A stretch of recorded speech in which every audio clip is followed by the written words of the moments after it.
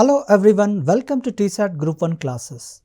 In the previous class, we have discussed about the satellites, natural and artificial satellites. We've also discussed about the orbitals. We've also talked about the launch vehicles of India, and we've also talked about why do we use these launch vehicles, and we have also talked about why we have different stages in the launch vehicles.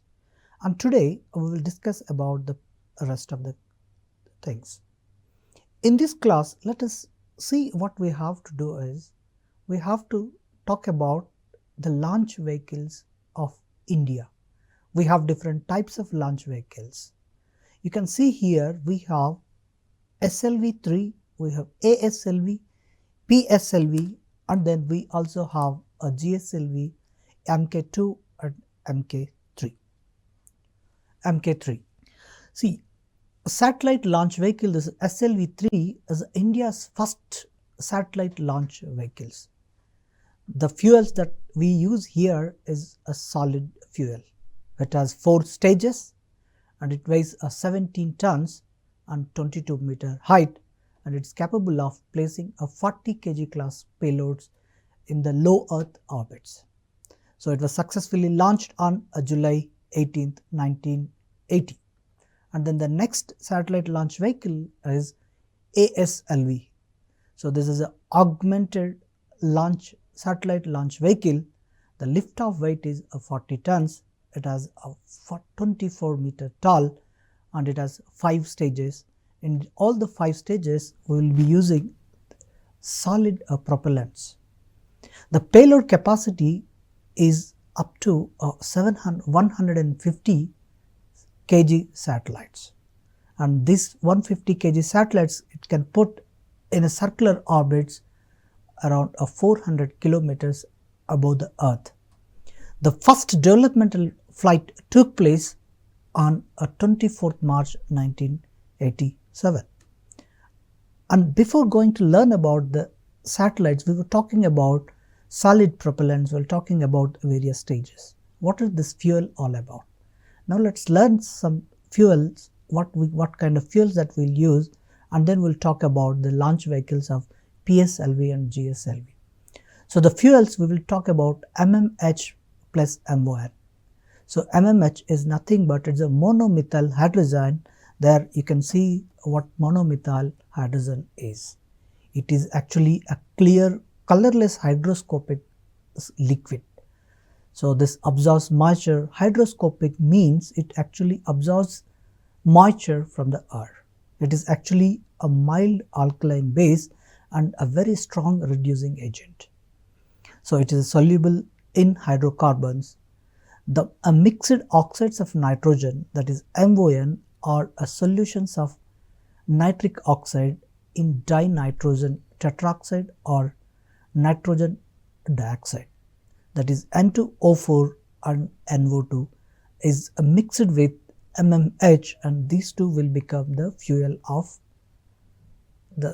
it is nothing but it's a fuel, or we can call it as a propellant. So it is issued as an oxidizing agent. So this is another fuel that we'll use is HTPB, that is hydroxyl terminated polybutadiene, that is HTPB. So this is used in composite solid propellant. So what do you mean by propellant? We were using this word propellant and fuel. Propellant is nothing but it is a mass. Expanding this mass is actually create a thrust. The thrust is the reason that the satellite will be taken into the space. So HTPB is synthesized through both free radical and ionic polymerization methods. So this HTPB actually binds the oxidizing agent like ammonium perchlorate or ammonium nitrate. So upon this oxidization, it actually creates thrust, and thrust is the responsible for satellite to move into the space. And the another important fuel is UDMH and N2O4. This N2O4, the nitrogen tetroxide, it's became the storable liquid propellant. So this is the structure of the UDMH. So this UDMH is nothing but unsymmetrical dimethyl hydrazine. Dimethyl means this is a one methyl and this is another methyl. These two, we have two methyl, that's why it is called a dimethyl, and this is a hydrazine. So this is another hypergolic rocket fuel ingredient. It's often used as a bipropellant in combination with an oxidizer, that is a nitrogen tetroxide. So UDMH plus nitrogen tetroxide, this N2O4, is the fuel. And now let us move on to another one, that is a methane and liquid oxygen, that is LO, liquid oxygen. Liquid oxygen and methane engines, or this is a liquid oxidizer and methane, these are the engines. This LOX is currently regarded as a worldwide, in the worldwide, as a propellant combination for future rocket propelled vehicles, because they are future rocket engines, fuels. It is because methane is abundantly available in the nature, and also methane is synthesized using water and carbon dioxide in space. See, this carbon dioxide is a global warming agent. If we can capture the carbon dioxide from the environment, it actually, we have a double advantages with this. So we will be reducing our carbon dioxide in the atmosphere, and also we'll be using this carbon dioxide to synthesize methane. That's why this methane and liquid oxygen is a future fuel. And apart from this, this is actually a very low cost in nature. Since it is a low cost, and also it is used in reusable engines. Most of these reusable engines are using this methane and liquid oxygen.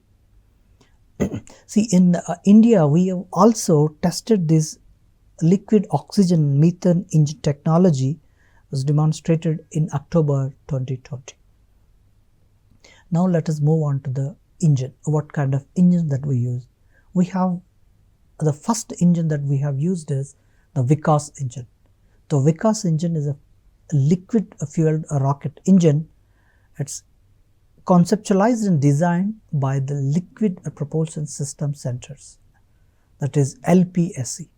That is 𝗹𝗵𝗺 is in Valiamala in Kerala, and this is responsible for design, development and system engineering of the high performance space propulsion systems, that's employing this earth storable cryogenic propellants for ISRO's launch vehicles and satellites. So this 𝗧𝗧 engine, there is an interesting story about this 𝗧𝗧 engine. 𝗧𝗧 means it is a VIK, that is taken from Vikram, and then A is taken from Ambalal, and this S is taken from Sarabhai. Vikram Sarabhai is a pioneer in this. So Vikram, on his name we have taken that word 𝗧𝗧.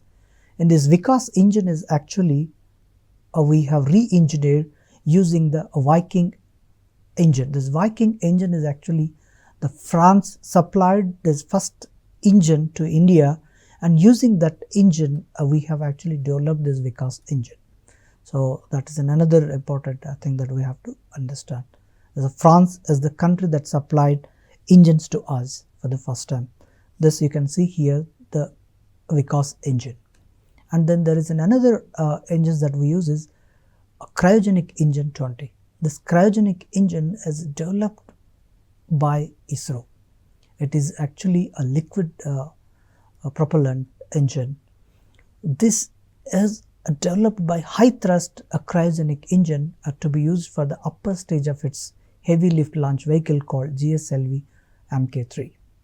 So because this since we are using this liquid propellants, this has high specific impulse. That means per kg or per gram fuel, it actually gives high thrust. This is rocket fuel performance is measured by this property called a specific impulse. Since we have high specific impulse, that's why we are using this liquid fuels. So for liquid fuels, we need a specialized cryogenic engines. That engine is nothing but cryogenic engine C20 that India is developing indigenously. And then we will talk about, since we have also talked about the fuels, now let us talk about the launch vehicles. Another launch vehicle that we will be using is this Polar Satellite Launch Vehicle. This is the third generation launch vehicle. First one was SLV and then ASLV, and this is a PSLV. It is a third generation launch vehicle. This launch vehicle has its specifications like you can see. The height is of 44 meters and it has a diameter of 2.8 meters. So what is this number of stages? This number of stages is 4. What is this? It's a 4 number of stages. The lift-off mass, that is the mass that when it lifts off from the earth, that is from the 𝗧𝗦𝗔𝗧, it has its weight of 320 tons. So this Polar Satellite Launch Vehicle has a variance. That is, we have 3 variations, that is PSLV-G, PSLV-CA and PSLV-XL. The first flight it took is on September 20, 1993. So we are talking about the stages, number of stages of this satellite launch vehicle. Last time we were discussing about the stages and what in each stage we will discuss about this. This is a PS4, that is a 4th stage. 4th stage has a liquid fuel. What it is? It is a liquid fuel.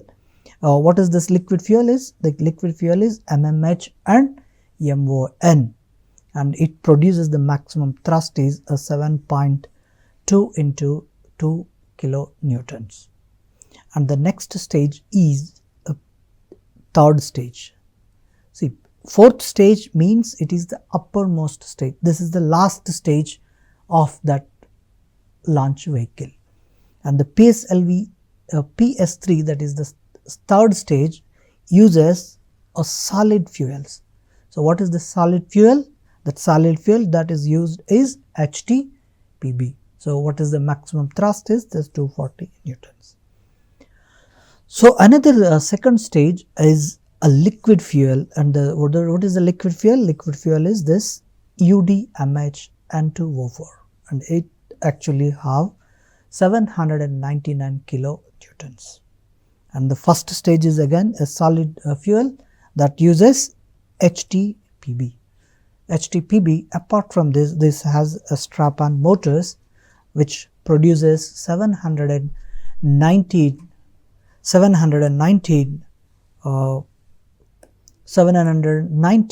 kilonewtons. So what this satellite actually keeps? Satellite actually puts this Polar Satellite Launch Vehicle puts satellites on the orbits, right? So what are those orbits? It actually puts satellites in SSPO, that is Sun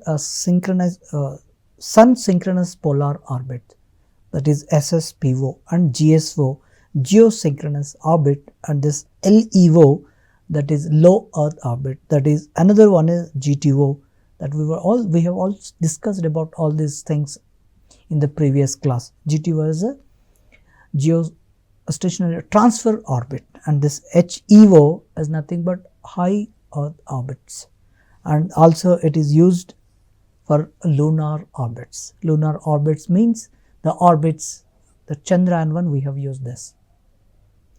And now let us talk about another satellite launch vehicle, that is GSLV Mk3. This is the latest one. GSLV is nothing but it has its height of 43.43 meters.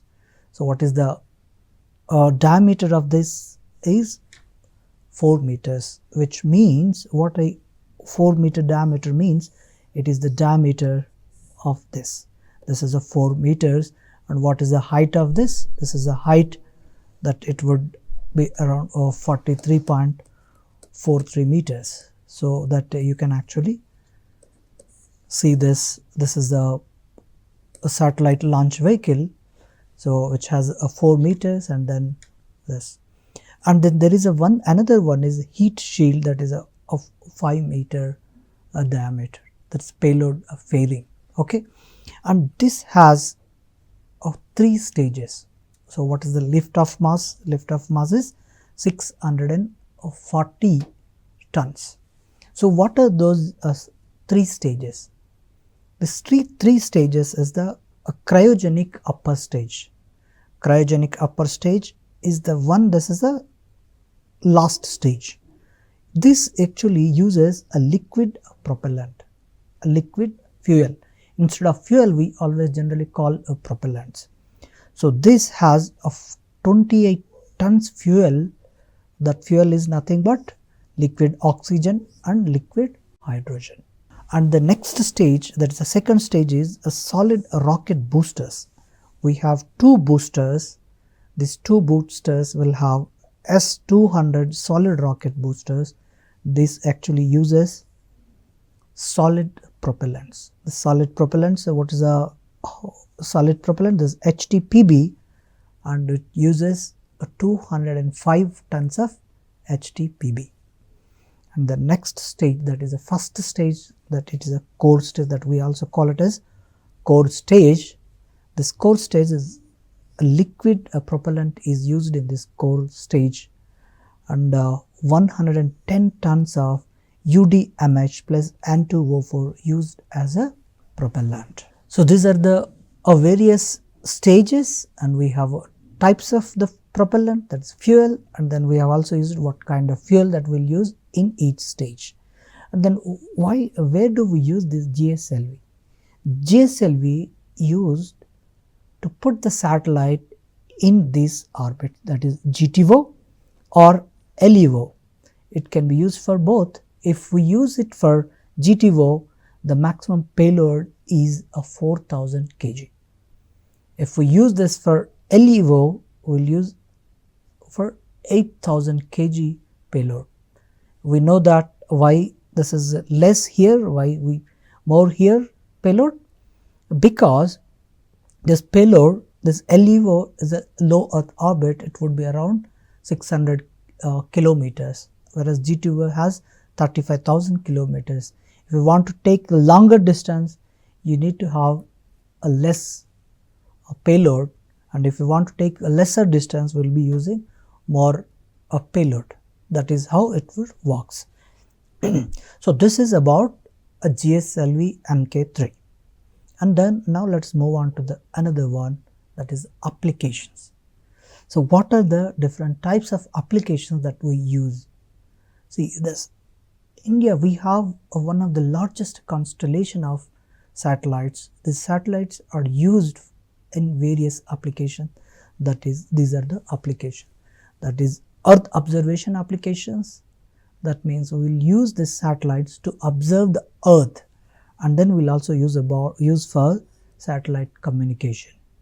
Satellite communication, and we will also use this for disaster management support, and we will also use this for space science and exploration part. To explore the science, we will also use these satellites. These are the various applications. Now let us learn one by one about these things. So applications. Now Earth observation, meteorological satellite system and its application. So this for Earth observation, we use this IRS, a system of satellites. This Indian remote sensing, this is the satellite systems. The satellite systems were first launched in 1988. This system of satellites are used for Earth observation. So these are initiated with launch and commission of IRS-1A, that is the first operational Indian remote sensing satellite, was in 1988. So some of the most prominent applications are the agricultural crops, agricultural crop inventory, and then water resource information system, and then groundwater prospects, and then forest working plans, biodiversity, coral mapping, and then potential fishing zones, and then ocean state forecast, rural development, urban development inventory, and the monitoring of glacial lakes and water bodies. And this also use this location based services using 𝗪𝗔. We'll talk about 𝗪𝗔 constellation in detail. We'll also use for this disaster management support programs like for cyclones, flood mapping and monitoring. And also use this for landslide mapping and monitoring. And we'll talk about also used in agriculture, drought, forest fires, earthquakes, and extreme weather monitoring and experimental forecasts and so on. These are location-based services that we will use. You can see here, I would like to talk about this IRS data here, the growth progression of this wheat crops monitor using this time series of IRS data. You can see that in the mid-November, the picture is like this. And the early December, the picture is like this. And the early January, the picture is like this. And the mid-February, the picture is like this. And the mid-March, the picture is like this. Based on the analysis of these pictures, we'll actually forecast what kind of wheat crops are grown, or what kind of how much production we might get based on the historical data, and the analysis of these images will come to a conclusion that how much agriculture crop produce can be produced, and what are the water resources information like groundwater, what would be the groundwater, whether the groundwater is depleting or not. So how much is depleting, and if the groundwater increases, how much the groundwater is increases. All these things actually forecasted and given a proper information using this kind of pictures. And you can see here, for one more example here is, this is actually about the weather forecast. So weather forecast is actually based on the pictures that are generated using the satellites. You can see this thematic information. Based on this information, they will forecast the cyclones, they forecast the kind of wind speed. Based on the wind speed, when the cyclone is going to come, and what is the destruction it is going to takes place. So all this information is given based on the inputs taken from the satellites. So this is, and another important thing is, what are the satellites that are in service about this Earth observation. So these are the various satellites that are in service for Earth observation itself. That is a Cartosat, Cartosat 2A, a radar imaging satellite, that is RISAT-2, OceanSat-2, and the ResearchSat-2, and Megatropics, and the Cartosat 2B satellites with Argos, that is, and Altica, that is SARAL, and this Cartosat 2 satellite series, and SCATSat-1, a ResearchSat 2A, Microsat-1, HISIS, and then EMISAT, a RISAT-2B, Cartosat-3, a RISAT-2B-R1, and EOS-01, EOS-03, and 04. These are the satellites that are in service as of now. You can see here, this is another important application that we'll use. We'll take the pictures of this Earth. If you want to see what kind of minerals are there, what kind of geology are there, based on these things, this is the image that you can check this. Based on the image information, that they are actually taking what kind of minerals are there on this. Okay, there's a quartzite, a limestone, and then a shale gas, and then quartzite. These are the various minerals that are present. Because these various minerals are present, the image is actually different for different minerals. Based on the analysis of these images, we will actually figure out what kind of minerals are there in a particular region. And now let's move on to another one. This is application, that is a meteorological satellite that are in service for meteorological satellites.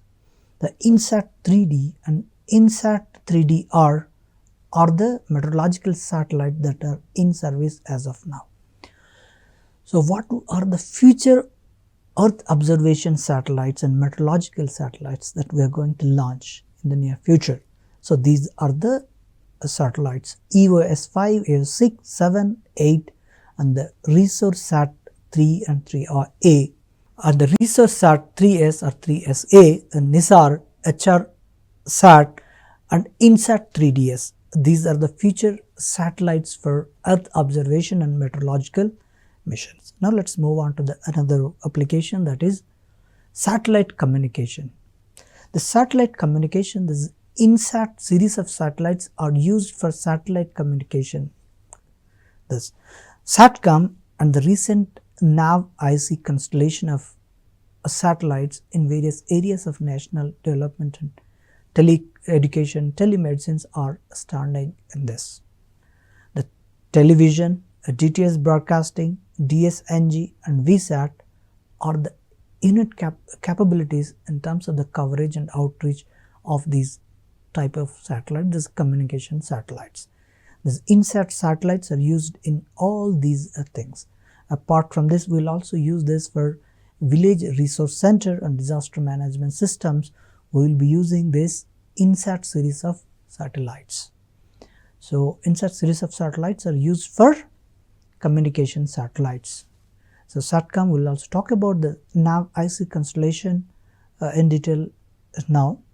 Let's move on to another one, that is application. This communication satellites that are in service are that GSAT 6, 8, 9, or this GSAT 9 is also called as South Asia satellite, and GSAT 10, 11, 14, 15, 16, 17, 18, 19, 29, 30, 31. So what are the future communication missions of this satellite? That is CMS-03, GSAT-22, GSAT-23 and CMS-02, CMS-04, that is also called as IDR-SS1 and IDR-SS2 and GSAT-32. These are the future missions of ISRO when it comes to the INSAT series, that is the communication satellites. So this navigation satellite, I'll just cut that. So far we have talked about the different types of launch vehicles, India's launch vehicles, and we also talked about the fuels that are used in the launch vehicles. Apart from that, we also talked about applications of the satellite, that is Earth observation satellites and meteorological satellites. What are the meteorological applications that we have talked about? We also talked about INSAT, that is a communication satellite.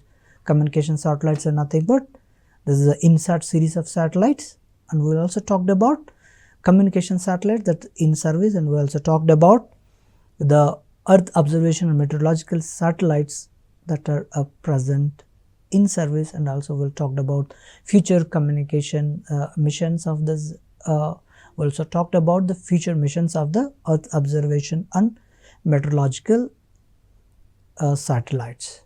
So the next application is navigation systems. This navigation systems, that is a satellite navigation, that is also called SATNAV, is one of the main important programs of this department. There are two main components of this program. They are called GAGAN and navigation with Indian constellation, that is called NAVIC. These are the two important systems for this. So this GAGAN is nothing but the GPS aided geo-augmented navigation, that is the GAGAN. This system is developed by ISRO together with AAI, that is Airports Authority of India, to deploy and certify the operational SBAS, that is called satellite based augmentation system for the Indian flight communication region. So with the expansion capability to neighboring FIRs also. The flight information system, we use this GAGAN systems. So this GAGAN is presently operational with 3 signals in space. So from these 3 geo satellites, that is GSAT 8, GSAT 10 and GSAT 15 respectively. And this NAVIC-IC, this is an independent regional navigation satellite system developed and maintained by India itself. This is used for Indian maritime ships. This Indian ships are using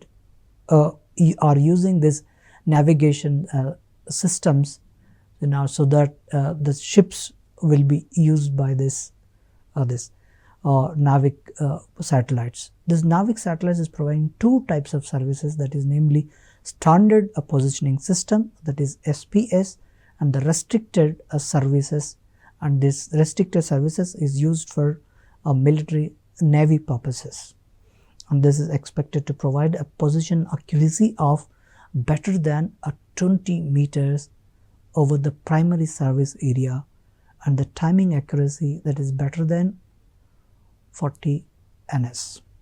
This IRNSS system consists of this ground segment and space segment and the user segment.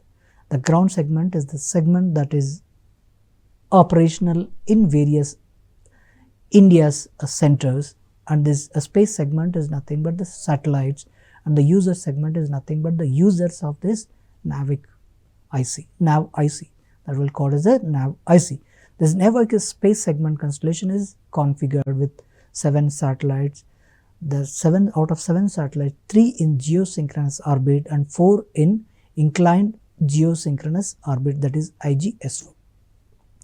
And another application that is used is a space science and exploration purposes. In this space science and exploration, TSAT is the first mission study. It is used to study celestial sources in X-ray, optical and UV spectral bands simultaneously. And there is another mission is Mars orbiter mission, that is MOM. This is the first interplanetary mission to planet, and it is to design and realize this spacecraft with the capability to perform earthbound maneuvers, and then the Martian transfer trajectory, and then the Mars orbit insertion phases, which means that when you send a satellite into the space, so within the space, within the Earth's influence, so we have to maneuver the satellites, we have to change the orbital's position. In order to do that all these things called earthbound maneuvers. Once you go out of the influence of the Earth's orbit, then it actually enters into the Martian transfer trajectory and then the Mars orbit insertion. These how to insert a satellite into the Martian orbit. These are the things that are performed in this MOM mission. So these, and apart from this, that the deep space related mission planning and communication management at a distance of nearly 400 million kilometers. So when you take the satellites into at a distance of 400 million kilometers, we need to have some sort of autonomous fault detection and recovery mechanisms also. So these technologies are performed and tested in this MOM mission. And the next application is a Chandrayaan-1. We all know that India's first mission to Moon is Chandrayaan-1. This Chandrayaan-1 spacecraft was orbiting around the Moon at a height of 100 kilometers from the lunar surface. For chemical, mineral and photogeological mapping of the Moon, we have sent these satellites. The spacecraft carried 11 scientific instruments built in India, USA, UK, Germany, Sweden and Bulgaria. And another application that we have with Chandrayaan-2, it will be advanced version of the previous Chandrayaan-1 mission to Moon. So it is configured as a 2-module system comprising of an orbiter craft module and a lander craft module carrying the rover developed by ISRO itself. Another future missions is Gaganyaan. This Gaganyaan is for demonstration of human space flight with a crew of 3 astronauts to 400 kilometers. So this 400 kilometers is a LEO. So what kind of launch vehicle that we are going to use is GSLV Mk3. So this mission is to develop the capabilities of transporting humans to space and bring them back to Earth. So this is the objective of this mission. And another future mission is reusable launch vehicle. So reusable launch vehicle is nothing but it's a series of this mission. Under this mission, a series of technology demonstration missions have been considered as a first step towards realizing this two-stage to orbit a fully reusable vehicle. So what are these two stage? That is 𝗷𝗫𝗃 𝗧𝗦𝗔𝗃, that is a reusable launch vehicle. This ISRO accomplished its maiden, that is first 𝗷𝗫𝗃 𝗧𝗦𝗔𝗃 mission on May 23, 2016 from Satish Dhawan Space Center, SHAR, and successfully demonstrated this critical technologies for this design and flight testing of these re-entry vehicles. However, it was a suborbital flight. That means this flight has not completed the full cycle of this orbit. You can see this is since it is not completed a full orbit, that's why it is called suborbital. You can see this orbit, it went up to here and then it came back like this, but it is not completed one full orbit, that's why it is called suborbital. So the major challenges of this orbit technology has been successfully accomplished by this. You can see this satellite has launched up to this and then it is brought back, and then we have got onto this earth, and this we have technology, this technology we have used. And then the next one is this RSL learning experiment, that is LEX. This is one of the critical technologies to be demonstrated is approach and autonomous learning on the runway. Now to acquire this end-to-end RLV, so this is another technology that RSLV landing vehicles learning experiment. This will be used, it will take the satellites and the humans and then it will bring back, and this entire cycle would be completed with this technology. This is a RLV orbital re-entry experiment. These are the experiment that we are going to do, and once it is completed, and the another mission that we are future mission is air breathing propulsion. This air breathing propulsion is nothing but the fuel that is used as a air itself. The air is taken and then air is also released. With the scramjet technology, this we will be using this air breathing propulsion. So with this we will be completing this space technology here itself. Thank you.